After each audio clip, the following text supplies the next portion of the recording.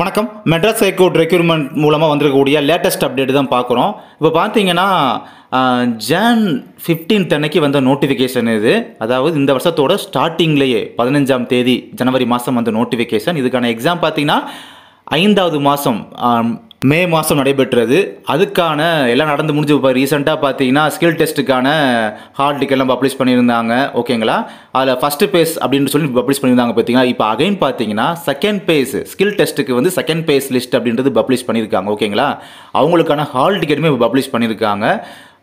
அந்த ஸ்கில் டெஸ்ட்டில் செலக்ட் ஆனவங்க பார்த்தீங்கன்னா ஹால் டிக்கெட்டை போய் ரெக்யர்மெண்ட் இதை ஃபில் பண்ணி பார்த்தீங்கன்னா அவங்க வந்து ஹால் டிக்கெட் அப்படின்றத வந்து ஆன்லைனில் டவுன்லோட் பண்ணிக்கலாம்.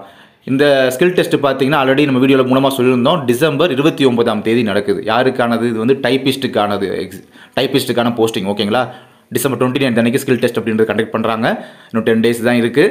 இப்போ அந்த செகண்ட் பேஸ் லிஸ்ட்லையும் பார்த்தீங்கன்னா கிட்டத்தட்ட ஒரு 90 பேரை, அக்யூரேட்டாக சொல்லலாம் 90 பேரை செலக்ட் பண்ணியிருக்காங்க. இந்த 90 பேருமே பார்த்தீங்கன்னா உங்களுக்கான டீடைல்ஸ் என்னென்னு பார்த்தீங்கன்னா அப்ளிகேஷன் நம்பர் அல்லது நீங்கள் என்ட்ரி பண்ண அந்த ஆல்ரெடி அப்ளிகேஷன் கொடுத்தப்ப என்ட்ரி பண்ண அந்த மெயில் ஐடி கேட்குறாங்க பார்த்தீங்கன்னா, இதில் ஏதாவது ஒன்று ஃபில் பண்ணிவிட்டு அதுக்கப்புறம் கேப்ஸ் எல்லாத்தையும் என்ட்ரி பண்ணிட்டீங்க அப்படின்னா நீங்கள் ஓகே சப்மிட் பண்ணீங்க அப்படின்னா உங்களுக்கான ஹால் டிக்கெட் அப்படின்றது PDF ஃபார்மெட்டில் விசிபிள் ஆகும். அதை நீங்கள் போய் டவுன்லோட் பண்ணிவிட்டு நீங்கள் பிரிண்ட் அவுட் போட்டு பத்திரமா வச்சுக்கோங்க.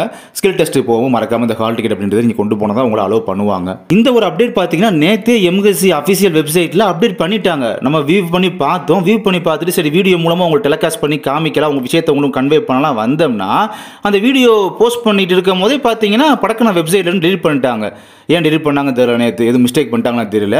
இப்போ அகைன் டுடே வந்து இன்னைக்கு இந்த மாதிரி வெப்சைட்டில் போடுவாங்க நினச்சிட்டே இருந்தோம். அதே மாதிரி இப்போ மார்னிங்கே வந்து வெப்சைட்டில் போட்டிருக்காங்க. இந்த கூடுதல் விஷயத்தை நான் உங்கள்கிட்ட இந்த வீடியோ மூலமாக கன்வே பண்ணிக்கிறேன். நன்றி.